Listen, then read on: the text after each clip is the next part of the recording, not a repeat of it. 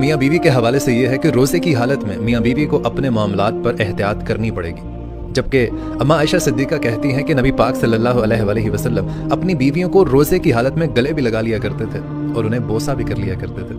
और अम्मा आयशा ने ये बात हमें इसलिए बताई कि इन चीज़ों से आपका रोज़ा तो नहीं टूटेगा।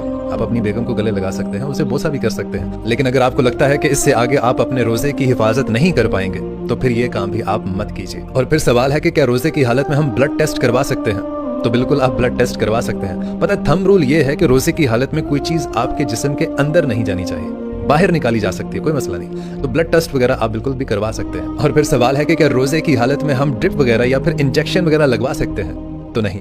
ये एक बहुत लंबी डिबेट वाला टॉपिक है जिसमें बहुत सारी बातें आ सकती हैं, लेकिन मोरल ऑफ द स्टोरी ये रहेगा कि नहीं, अगर आप इस कदर बीमार हो चुके हैं कि आपको इन चीज़ों की ज़रूरत है तो आप रोज़ा इफ्तार कर लें और उसकी कज़ा दे दें, बेहतर यही रहेगा। लेकिन रोज़े की हालत में आप ड्रिप वगैरह या फिर इंजेक्शन लगाने से अवॉइड करें। और